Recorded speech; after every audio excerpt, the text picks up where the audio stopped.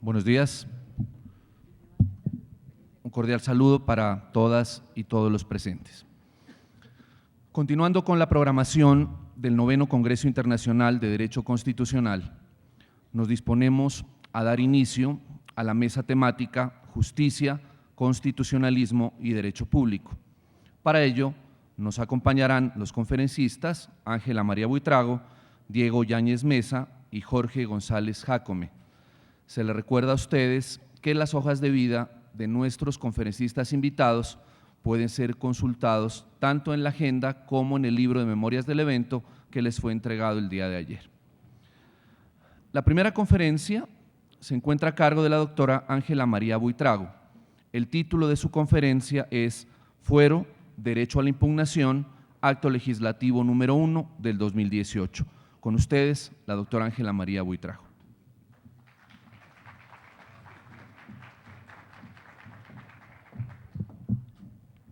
Muchas gracias, doctor.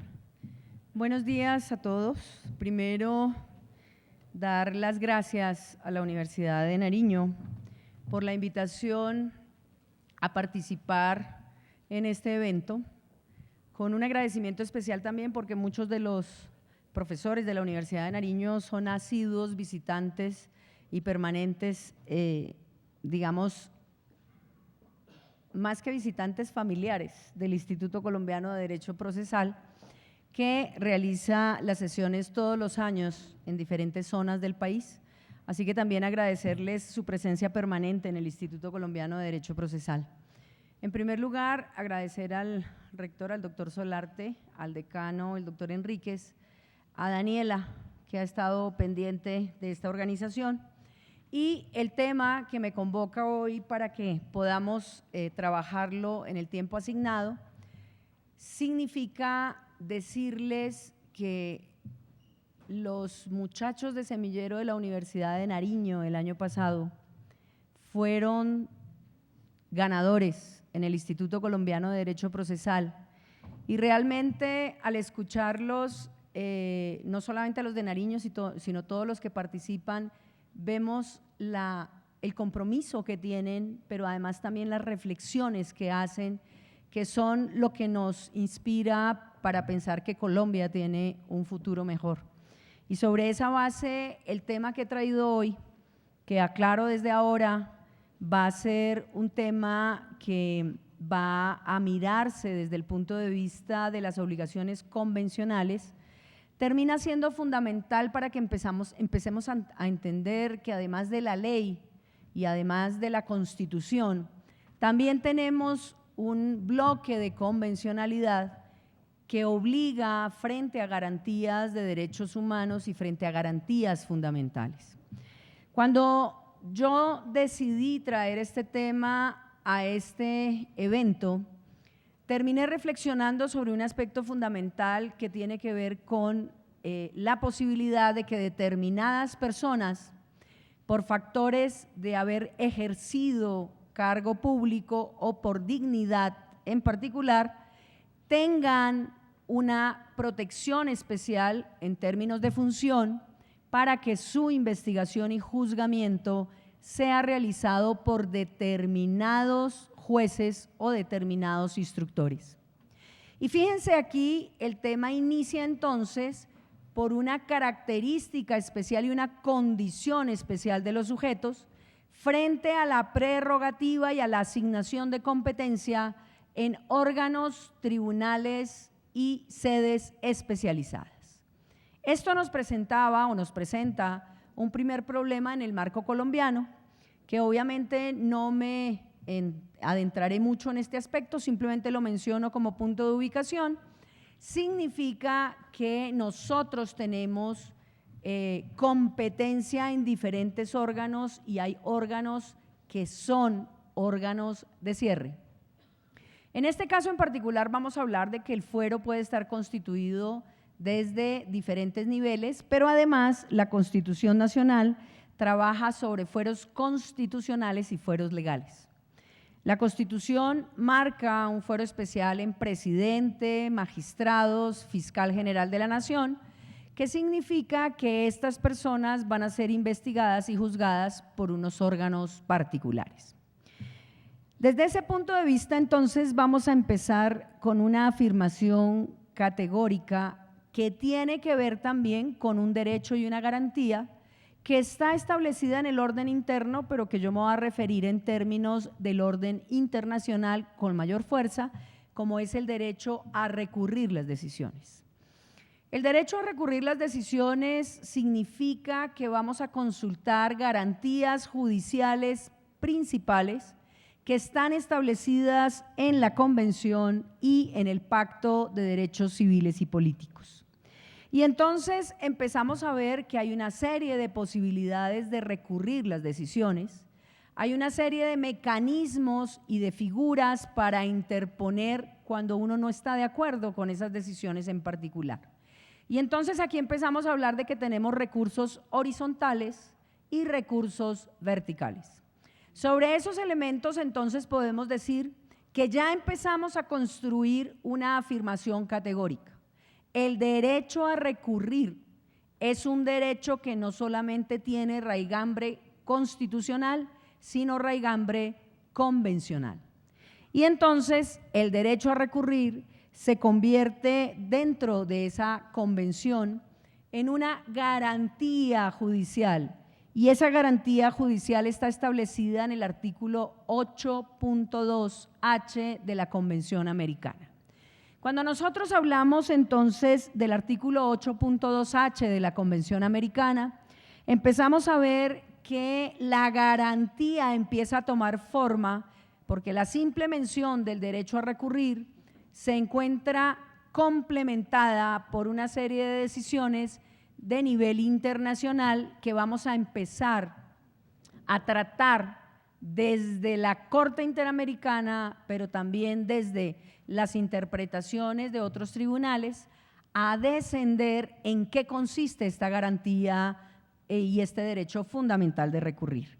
Si nosotros decimos es un derecho que está establecido en la Convención, artículo 8.2H, también estamos hablando de una garantía que debe primar en el régimen interno colombiano.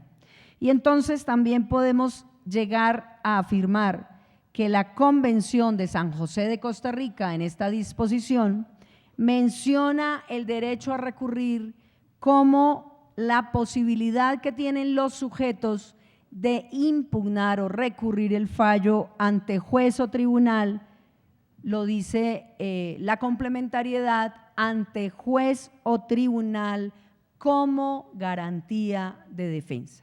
Y fíjense que aquí entonces ya estamos hablando de dos elementos fundamentales.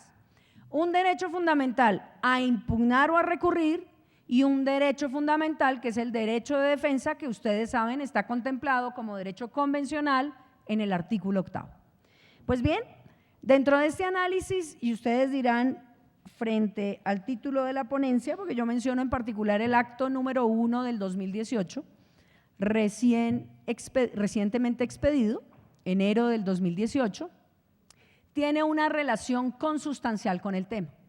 Y la relación es que durante muchos años en Colombia se trató de establecer una serie de cumplimientos a estas garantías convencionales, pero siempre encontramos un tema de oposición por el mismo marco constitucional.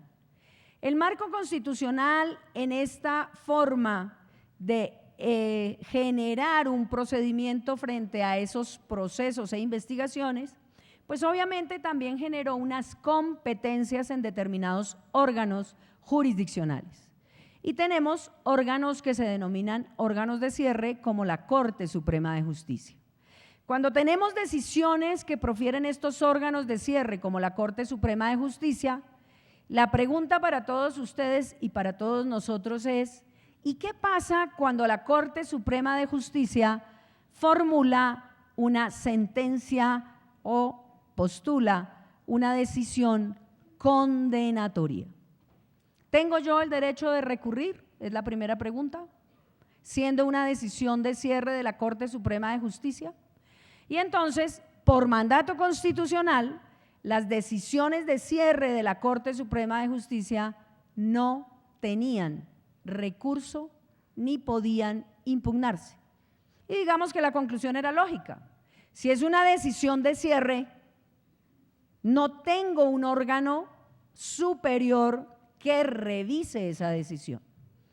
En esa discusión de cumplimiento constitucional, porque antes del 2018 la misma norma constitucional preveía que el órgano de cierre cerraba la jurisdicción, por lo tanto sus decisiones eran límite y tope, y por el otro lado el marco convencional empieza desde hace algún tiempo en Colombia a generarse una discusión en la cual no me voy a meter, doctor Miguelito, porque el doctor Miguelito va a trabajar ese tema por la tarde, pero lo que sí es cierto es que les quiero contar este elemento como antecedente para que empecemos a entender la transformación de una orden y de una obligación convencional en términos colombianos. Y sobre esa base entonces decimos, pero si nos están diciendo desde el bloque de convencionalidad que las decisiones se deben permitir en un sistema procesal con una posibilidad de impugnación o de recurrir, ¿cómo generamos un cumplimiento de esa orden convencional en el margen interno de la legislación colombiana? Y entonces, después de muchas discusiones, que yo sé que van a trabajar internamente de manera posterior, después de muchas discusiones, sale el acto legislativo número 1 del 2018. Pero ese acto legislativo lo que hace es una modificación constitucional en donde permite, y ya miraremos qué dice el acto legislativo en apartes concretos, permite recurrir las decisiones y garantizar de manera efectiva ese famoso derecho contenido en la Convención y en el Pacto, en la Convención en el 8.2H en particular como derecho internacional. Pero fíjense que todo esto también tiene un componente internacional muy importante. Y yo quiero referirme a dos sentencias de la Corte Interamericana que son fundamentales en el término de la interpretación de la Convención, que entre otras la Corte Interamericana es una de las guardianas de la Convención Americana de Derechos Humanos, que pueden ser importantes y relevantes. Es el caso Lors versus Venezuela y es el caso en particular Herrera Ulloa versus Costa Rica. Digamos que no son solo estas dos sentencias, he escogido estas dos sentencias porque en estas sentencias encontramos los elementos fundamentales para entender el ámbito y la posibilidad de recurrir una decisión y obviamente cuál es el fundamento de estos elementos. Y entonces la siguiente pregunta para ustedes sería, yo ya vi que en el público algunos me dijeron, sí, tenemos derecho a recurrir la decisión de Corte Suprema de Justicia. Sí, la tenemos hoy frente al ámbito del acto legislativo número 1. Pero la segunda pregunta, ¿qué es lo que garantiza la Convención Americana? ¿El derecho a la doble instancia o el derecho a la impugnación? Y ese es un enfrentamiento de ponderación bien interesante. Para concluir, entonces, ¿qué es lo que debemos garantizar frente al cumplimiento de esa obligación convencional o internacional? Para poder delimitar este aspecto, tenemos que decir que efectivamente, como lo dije al inicio, pues el sistema constitucional y el sistema constitucional procesal ha generado una serie de recursos que tenemos establecidos y los dijimos categóricamente, horizontales y verticales. Pero también tenemos categorías de esos recursos, recurso de reposición y recurso de alzada o de apelación. Pero también tenemos un recurso extraordinario, ¿que es cuál? El de casación. Sobre esa base, entonces, la pregunta es, ¿qué es y en qué consiste desde este bloque de convencionalidad el derecho a impugnar? Y entonces, para poder dar por cumplido un instrumento internacional como la Convención Americana, tenemos que decir que efectivamente tenemos que delimitar específicamente no solamente el derecho a recurrir, sino cuál clase de recurso sería el efectivo frente al cumplimiento de esta obligación internacional. Y entonces vamos con el marco de estas dos sentencias que me parecen a mí no solamente ejemplificativas, sino además que contienen todos los requisitos que nosotros podemos mirar para construir lo que el acto número 1 del 2018 va a tener que trabajar frente a esta garantía. La primera sentencia, es decir, la de Venezuela, nos habla de elementos fundamentales que la misma sentencia llama la famosa doble conformidad. Y entonces ese juicio de doble conformidad, que ha sido una constante en las sentencias de la Corte Interamericana, que además ha ratificado y ha señalado de manera enfática que el derecho a impugnar busca proteger también el derecho de defensa, nos marca el requisito de la doble conformidad como la posibilidad de una revisión integral del fallo condenatorio o sancionatorio que efectivamente revise el fallo y que permita hablar en particular de una seguridad y tutela en esa revisión. Entonces, el principio de doble conformidad que establece la Corte Interamericana ya tiene un mensaje claro para nosotros. La primera concepción de este principio de doble conformidad lo que quiere decir es: no me basta que un funcionario genere una decisión de condena, sino que además el Estado garantice que alguien pueda revisar esa decisión de condena. Nosotros sabemos, las decisiones se presumen acertadas, tienen la presunción de acierto, pero además también estamos diciendo, es posible que se equivoquen. Como es posible que se equivoquen, vamos a trabajar con la garantía de la doble conformidad. Sobre esa base, fíjense que entonces la misma Corte Interamericana nos afirma lo siguiente: el derecho de recurrir o el derecho reconocido no se satisface con la sola circunstancia de que haya un órgano de grado superior, ojo, de grado superior al que la persona afectada tenga o pueda tener acceso, sino que el estándar de la Corte Interamericana radica en que para que haya una verdadera revisión de la sentencia debe generarse una condición en el país correspondiente. Y fíjense que es preciso que el tribunal reúna las condiciones jurisdiccionales que lo legitiman en cada caso en particular para decidir sobre ese caso en concreto. Y entonces aquí empezamos ya a extraer un requisito fundamental, que es el de la doble conformidad. Lo que quiero decir yo es, para satisfacer este requisito convencional, no me basta con establecer un simple recurso, sino que debe haber una composición jurisdiccional que me garantice elementos que vamos a empezar a recoger como características. Primer requisito, doble conformidad.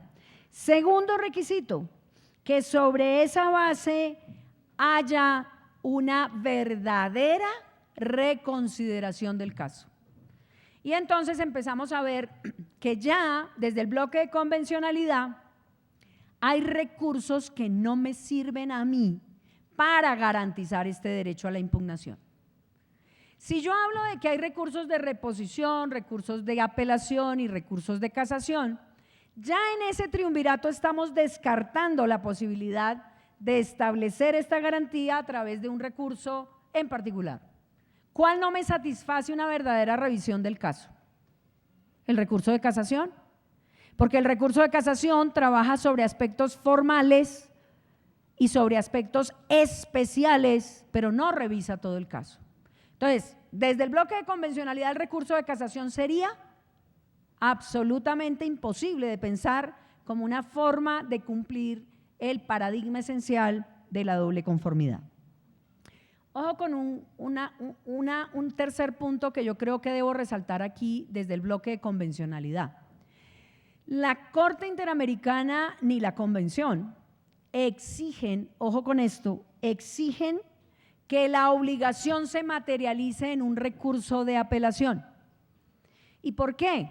Yo lo decía con anterioridad, no se debe confundir el derecho a impugnar al derecho a la segunda instancia. Porque la segunda instancia, también lo ha dicho la Corte Constitucional, pero también la Interamericana, no es un derecho absoluto. La segunda instancia no es un recurso que deba garantizarse en todos los casos. Pero entonces estamos diciendo en este tercer acápite que ni la Convención ni la Corte han obligado a que sea un recurso de apelación. Y entonces, ¿cómo construimos esa garantía? ¿Un recurso horizontal? ¿O un recurso ante un superior jerárquico? Y entonces empezamos a tratar de construir desde la Convención lo que nos va a servir después para analizar el Decreto 1 del 2018. Igualmente, fíjense que esa posibilidad y derecho que tiene un sujeto a través de la Convención de recurrir ese fallo debe ser por bloque de convencionalidad garantizado antes de que ese fallo quede en firme. Y entonces, sobre esa base tenemos que decir que la decisión no ha cobrado ejecutoria y el mecanismo tiene que estar dispuesto cuando la decisión no ha cobrado la ejecutoria. Allí ya vamos construyendo una serie de requisitos desde ese bloque de convencionalidad y voy a un requisito que se constituye en el número 4 del bloque de convencionalidad. Ese recurso, que ya sabemos no es obligatorio que sea apelación, tampoco quiere decir que lo prohíba, pero no es obligatorio que sea apelación, tiene que ser eficaz. Y ese recurso de eficacia se propone desde el aspecto fundamental de la revisión de la sentencia en su integridad. Y sobre esa base entonces también debemos decir que hay un quinto recurso, un quinto requisito que nace de ese bloque de convencionalidad, que el juez o el tribunal encargado de realizar ese recurso, que ya sabemos que debe ser integral, tiene el deber especial de protección de las garantías judiciales. Sobre esa base entonces ya estamos haciendo un juez garante de una garantía convencional que debe producir un fallo en términos de revisión integral. El sexto requisito desde el bloque de convencionalidad, incluido en estas dos sentencias de manera categórica, es que debe ser accesible.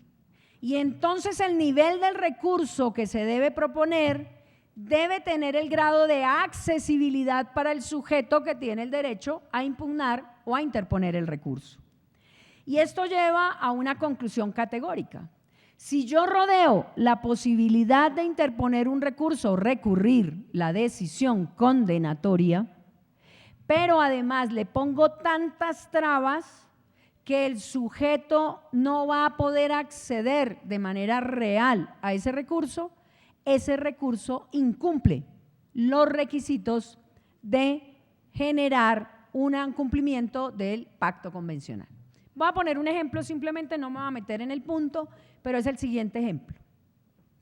Ante la realidad colombiana, la Corte Suprema de Justicia entendió que cuando hay decisiones que en segunda instancia revocan la absolución y condenan, frente a esa segunda instancia que sí está establecida en un órgano superior al de primera instancia, como es el tribunal, pues lo único que cabe en el régimen colombiano, hasta el acto número 1 del 2018, era el famoso recurso de casación.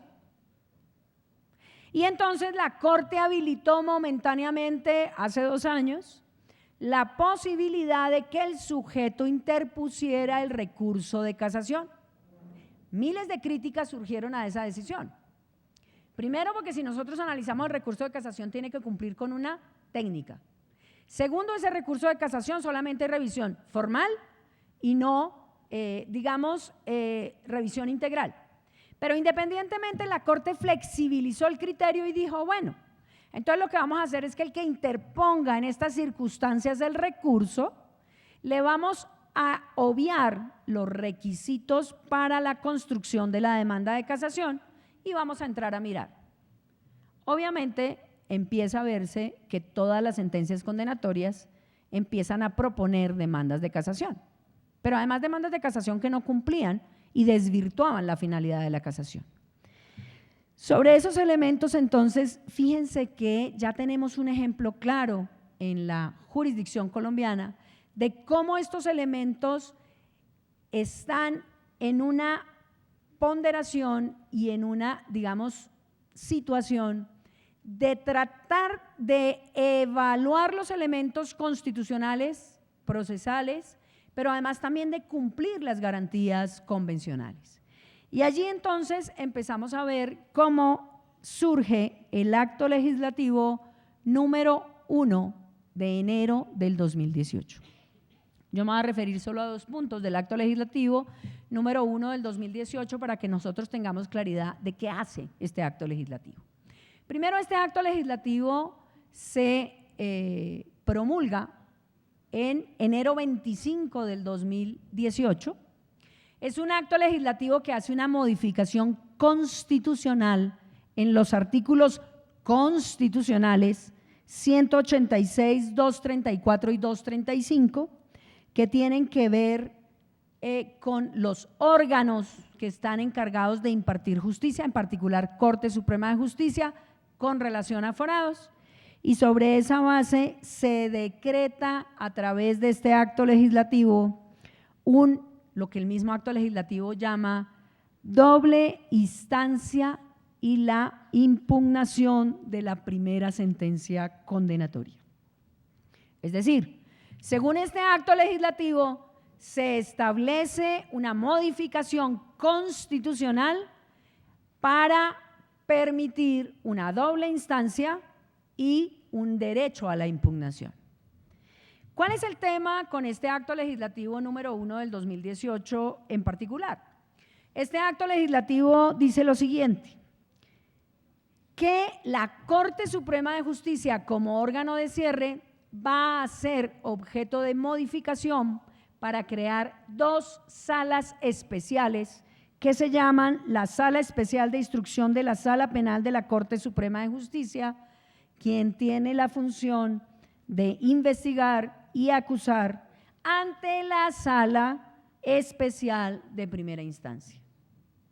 Y además queda con la Sala de Casación. Entonces, fíjense que la Corte modifica a través de este acto legislativo su estructura y vamos a tener 3 salas. La Sala Especial de Instrucción de la Sala Penal, que tiene función de investigación y juzgamiento, la Sala Especial de Primera Instancia, que será la que profiera la decisión, y la Sala de Casación Penal, que asumirá el recurso que se produzca en esta sala. Eso es lo que dice el acto legislativo número 1 del 2018. Sobre esa base, fíjense que simplemente me voy a dedicar a 2 cosas importantes.